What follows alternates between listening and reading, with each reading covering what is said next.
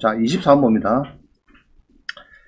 매수 신청 대리 등 보수표가 있어요. 예로 20에 5648을 낙찰을 받고 싶다 그러면은 여러분들이 이제 본인이 할 수도 있고요. 한번 봅니다. 20에 5648.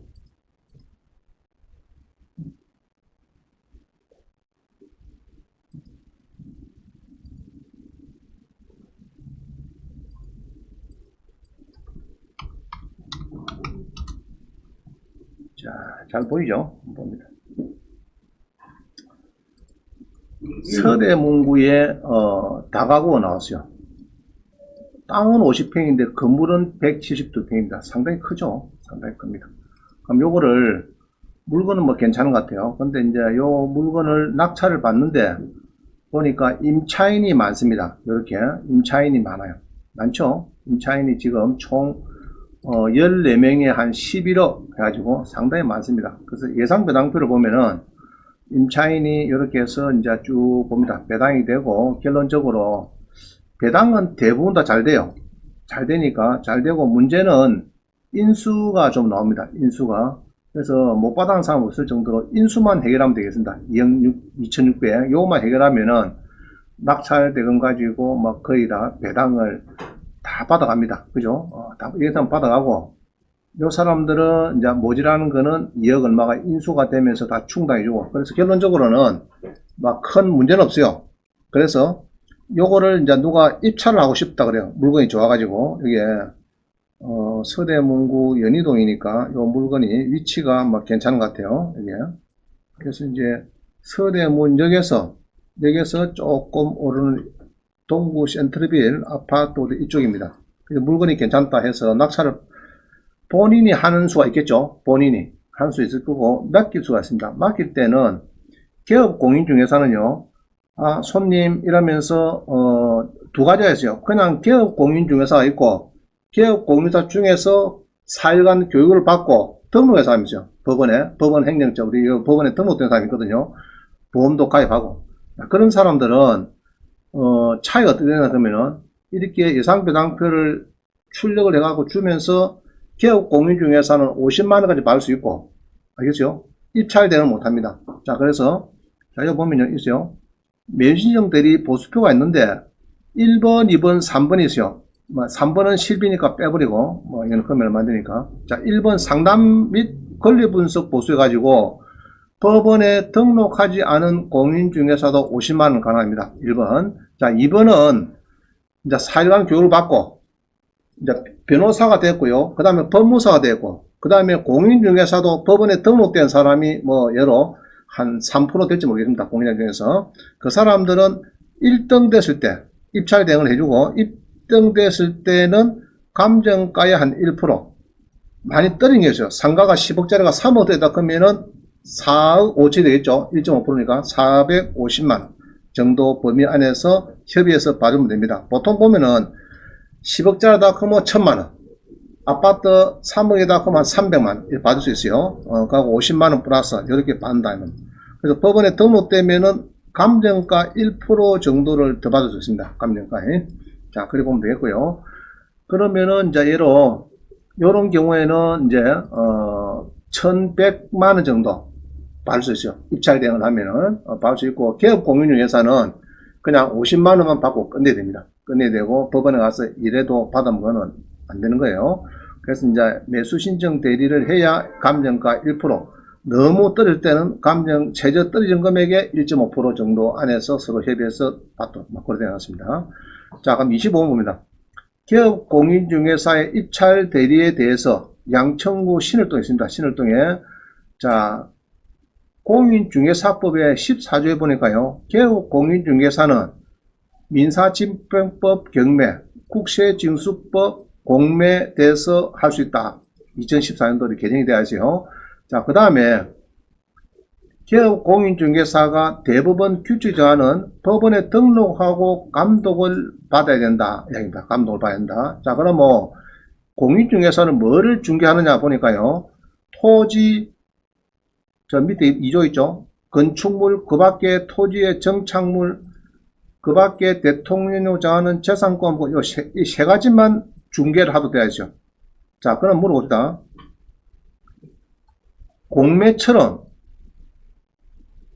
공매도 경매처럼 매수 신청 대리 보수표가 적용되는가 해가지고 이게 아마 많이 받는 사람이 있었는가 봐요. 무리하게 예로 한 5천만 도락했는가 봐. 그래가지고 이제 서로 싸움이 붙었는데 아까 표에 감정가 1%를 초과하는 거는 내놔라 이렇게 소송이 붙은 것 같아요. 그래가지고 공인중개사가 공매 부동산 취득 알선한 경우에도 공인중개사법에 보수 제한 규정이 준다. 이게 공매도 되기는 되는데 너무 많이 받지 말고 아까 감정가 1% 50만원 플러스 감정가 1% 10억 것도만 1000만원 정도 받으라 이 말입니다. 근데 그거를 5천 받고 7천 받고 1억씩 받고 이건 좀 무리다 이야기죠. 한번 내주라 그런 이야기입니다. 자, 근데 하나 물어봅시다. 경매와 달리 공매는 법원에 등록을 안 한 개업 공인 중에서 누구든지 매수 신청 대리 보수표 되느냐 이건 안 됩니다.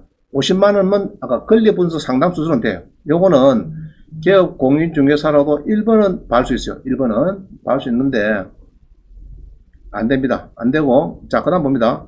상가의 권리금 체결하고 수수료를 실장님이 5천만원 받아왔다. 상가의 권리금 수수료, 권리금 계약서를 별도 쓰죠. 우리가 임대계약서 쓰고 권리금 계약서 별도로 씁니다. 그럼 권리금 계약서에 따라서 5천만원 받기로 받아왔어요. 그러면 박수 쳐야 됩니다. 그거는 중개 대상물 이 범위를 우리 아까 감정가 1% 이런 거 있죠. 안 그러면 상가 같으면 중개가 0.9%입니다. 그거를 초과해서 예로 9%를 받아도 괜찮느냐? 권리금은 괜찮아요. 권리금은 괜찮습니다. 괜찮은데 그럼 MPL 채권을 투자를 권유하고 보수를 받을 때 초과했을 때 변호사법 위반에 저촉되지 않는가? 자, 이런 거는 공부를 해볼 이유가 있습니다. 그래서 상가 권리금은 별 문제 없죠. 중개사무실에서. 그럼 MPL도 일단은 문제가 없다고 보는데 이게 변호사법 위반에 이렇게 이야기가 될 수 있는가 그건 확실히 모르겠어요. 모르겠는데 이제 검토를 해봐야 되겠습니다. 자, 일단은 결론적으로 요게 24번의 1번은 일반 개업 공인 중에서는 50만원 받는다. 그 다음에 법원에 등록된 사회관 교육을 받고 보험공제 가입하고 이런 사람은 감정가 1% 추가로 받을 수 있다. 떨어지면은 50만원까지 더 받는다 이 말이죠. 그럼 50 플러스 50은 100만원 받는 거고 되면은 50만원 플러스 여러 10억짜리 공장에다 그뭐 한 1000만원 정도 더 받아도 된다 그 얘기입니다. 자, 넘어갑니다. 그 다음에 26번 봅니다. 우리 이게 산이 있는데 이 산이 애매한 경우가 있어요. 이게 보면은 18회 이 창원시 북면에 산이 있는데 이 면적이 1번에 보면요 산지 정보 시스템에 가서 보전 산지와 준보전 산지 면적을 검사한다. 그러면 우리가 면적이 막 나눠지는 게 있어요. 예, 임업용 산지 그 다음에 뭐 준보전 산지 공유 산지 있을 때는 자 열릴 때 제일 좋은 게 뭐죠? 여기 제일 좋은 거죠. 좋은데 요거는 보전 산지죠. 보전 산지 이 면적이 큽니다. 그럼 요 면적을 어디서 구할 수 있느냐? 어디서 구합니까, 여러분들? 산지 정보 시스템 가면 됩니다. 있죠? 18에 1010 한번 봅니다. 예로 이거 중요합니다. 이것도 상당히 북면에 산을 받으려고 보니까 그죠? 창구에 이런 산을 낙찰 받으려고 보니까 면적이 조금 아리송합니다. 이거는 면적이 없네요. 없는데 토지용 계획을 가보니까 추가 대출을 받으려 해도 준보전 산지를 받아야 나중에 5년 뒤에 추가 대출이 본 산지를 받으면 추가 대출 안 됩니다. 섞여 있는 거는 잘 안 해주려고 그래요. 자, 여기 보니까 계획관리지역이 또 논의지역이 있어요. 면적이 좀 헷갈리죠? 인자인데 그러면 계획관리지역은 여기 보면은 준보전 산지, 자, 요겁니다. 요거고 여기 여기로 가는 거고요. 농림지역은 뭡니까? 공인용 산지, 보전 산지, 여기 임원 산지 여기로 들어갑니다. 요거는 그러면은 이 면적을 알 수가 없어요. 조금 헷갈려 가지고 물론 그림을 보면 대략 추정은 되는데 정확한 면적은 어디 간다고요? 산지 정보 시스템 가면은 여기 나옵니다. 필지를 넣으면 나와요. 그럼 이렇게 해서 보면 되는데 이런 경우는 이게 너무 작죠. 밑에 부분만 조그만 300평이 보전 산지고 나머지는 별로 쓸모가 없다고 합니다.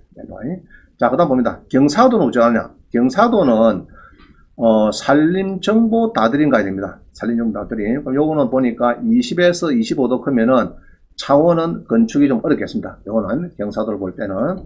자, 그럼 27번 봅니다. 27번. 이 이제 욕지도에 이게 20에 26753 봅니다. 20에 26753. 자, 내가 이제 건축업자라. 그래서 좋은 바다가 잘 보이는 땅을 찾고 싶은데, 마침 이게 눈에 띄었습니다. 임야인데 13,000평인데, 얘로 한 9억짜리가 한 3억까지 많이 떨어졌죠? 많이 떨어졌습니다. 자, 그래서 임야를 보게 됐어요. 임야를 쭉 보니까, 임야가 돈이 될 것 같아요. 이게.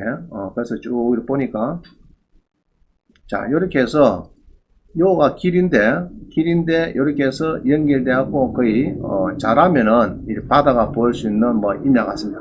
그래서 내가 요거를 낙찰을 받아서, 그죠? 욕지도 아시죠? 욕지도 보면은 욕지도 오른쪽 연화도 있고요. 욕지도 있고 오른쪽 연화도 있죠. 욕지도에 배가 요 들어오고요. 쭉 해갖고 보면은 아마 요 밑에 펜션이 많이 있습니다. 요 보니까, 그죠? 펜션이 많이 있죠? 밑에 많이 있습니다.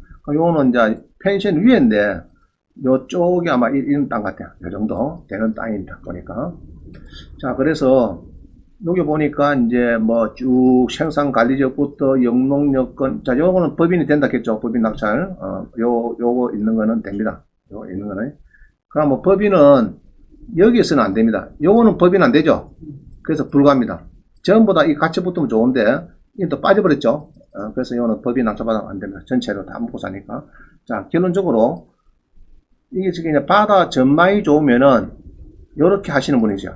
욕지도에 택지를 특별 분양합니다. 해가지고, 설계를 해가지고 분양한 사람 많이 있습니다. 알게 모르게. 그래서 싸게 사갖고 분양을 또 연구를 해볼 수도 있고요. 자, 28번입니다. 이 경남의 임야를 여러분들이 이제 낙찰을 받는다 그러면요. 주로 많이 보는 것이 경사도 있고요. 임목 본수도를 조금 다시, 자, 임목 축적으로 바꿉니다. 축적. 이건 옛날 약입니다. 옛날. 임목 본수도 옛날 약이고, 임목 축적 해가지고 바꿉니다. 기준 지방고 이 세 개를 많이 봐요.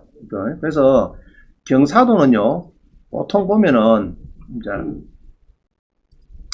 이 창원은 15도 미만에서 21도를 조금 올렸습니다. 김해는 25도인데 11도로 바꿨어요. 그래서 김해는 임야 낙찰 받으면은 이제 건축하지 마라 이런 이야기입니다. 창원은 좀 해도 많이 좀 지도 이런 이야기고요. 그럼 함안구는 25도고 밀양시도 25도인데 고성은 지금 빠져 있습니다. 빠져 있어요. 자, 임목 축적은 나무 밀도입니다. 창원은 150% 이하면은 상당히 좀 여유가 있는 겁니다.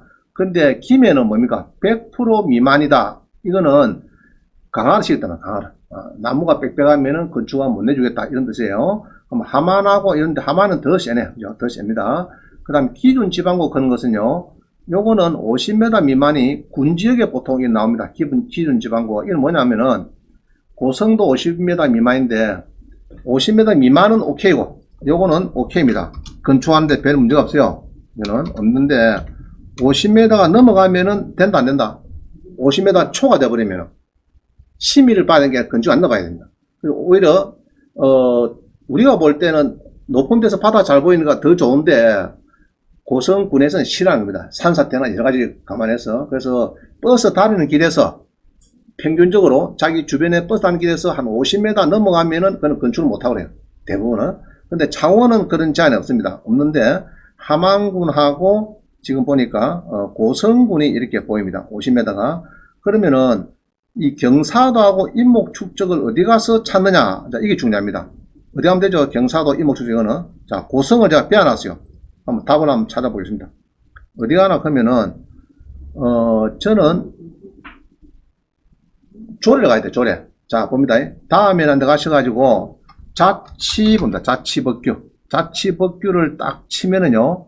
자치법규 정보 시스템 가셔가지고 여기에서 예로 경상남도 뚜딥니다. 들어가지고 안에 보면은 고성군이 있어. 고성군. 자, 이동하기 눌려가지고 자, 여기서 중요합니다. 여기서 시계획조를 하면 안 됩니다. 고성은 군이죠. 군계획조.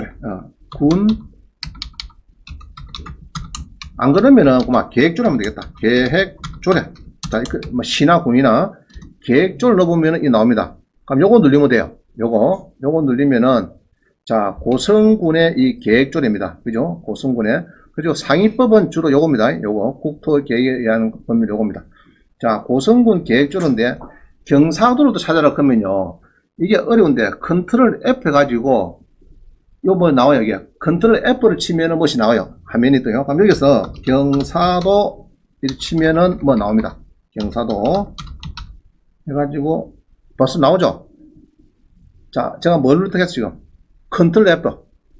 컨트롤 F 그건 아닙니까 여러분들? CTRL 플러스 F. F를 누르면은 이게 튀어요. 이게. 그럼 여기서 경사도 찾기 좋아요. 알겠죠? 자, 다시. 요거를 꼽혀치고 제가 컨트롤 F를 누르랬더니 여기 나왔습니다. 그럼 여기서 경사도 하고 찾아야지 1조부터 100조까지 보고 찾으면 못 찾아요, 여러분들이. 자, 그래서 이제 찾았습니다. 그럼 요 본께는 이제 20조에 보니까 나오네. 20조에, 개발 행위 허가의 기준, 이게 뭐냐 하면 지금 요겁니다. 요거는 이제 고성군 계획조례예요. 그 20조에 보니까 나오는데, 이거 보면요. 0 크는 것은 아까 국계법 시행령입니다. 국계법 시행령 발표일에 따라서 개발 행위를 허가할 수 있다. 그죠? 자, 1번입니다. 1번에 쭉 보면은 나오는데 1번에서 1 보면요. 20조에서 1에 보면은 인목 축적 해봐야 돼요. 인목 축적이 150%. 자, 그거 넣었어요. 중간에 인목 축적 있죠? 고성군에 빠져 있어요. 그게 150%입니다. 자, 그 다음 경사도에는 2번에 있네. 2번에 경사도가 20도 미만. 자, 넣었어요. 20도 미만. 그 빠졌죠? 20도 미만. 자, 이렇게 넣습니다. 그런데 다음 항목에 해야 된다. 그게 경사도가 20도 이상인 토지의 비율이 100분의 30 이하고 한 가구로서 개발 면적이 300평 미만일 때 20도가 넘어도 된다입니다.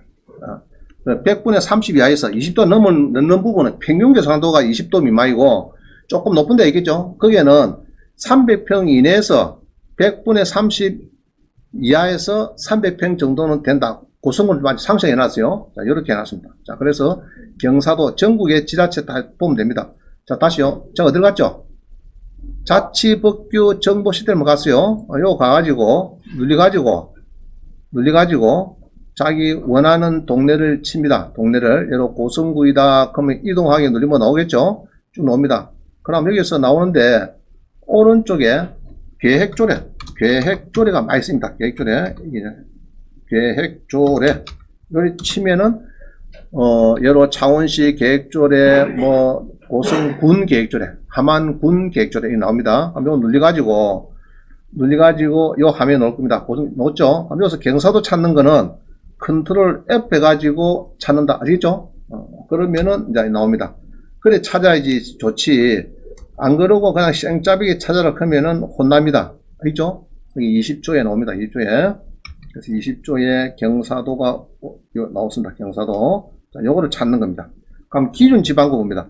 여기 있죠?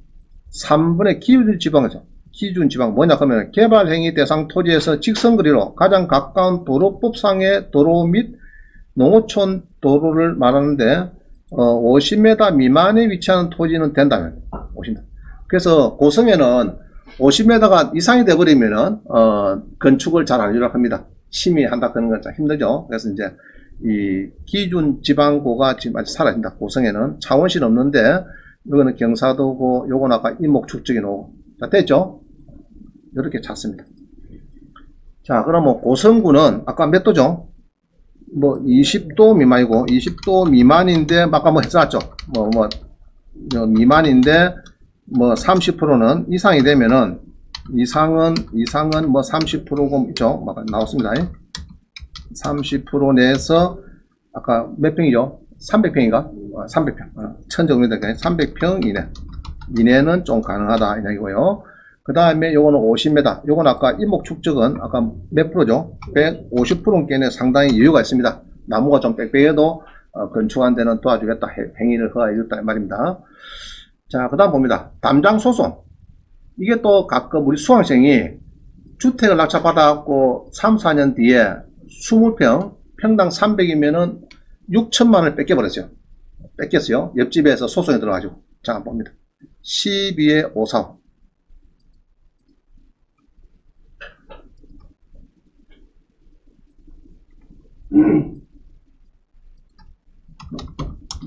자, 12의 54인데, 요게 이제 수강생이 낙찰받았어요. 담장을 철가라 해갖고 피고가 됐습니다. 수강생이. 피고가 됐습니다. 담장을 물리라, 이 말이죠. 옆집에서. 자, 이리 보죠. 여러분들이 낙찰받을 때 이리 봅니다. 그래서 전자지도를 보는데, 주택이니까 이런 게 싸움이 많이 납니다. 자, 여기 보시면은, 자, 앞으로도 그래 보면 됩니다.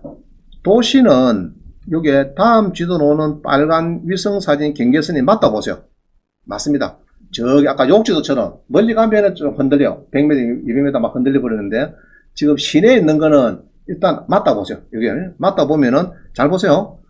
여기 낙찰받은 주택이 담을 침범했으면 맞은 거 지금. 침범했죠 지금 보니까. 자, 그래서 침범해갖고 지금 원래 담은 요렇게 이제 담이 있었습니다. 있으니까 요거를 산 사람이 얘로 A라고 하죠. A 영감님이 갖고 있다가 B라 하는 수강생이 낙찰을 받아가 씁니다.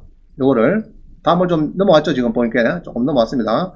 쓰고 있는데 A가 둘이는 막 주인도 바뀌고 한 20년 지났습니다. 담이. 근데 A가 C한테 팝니다.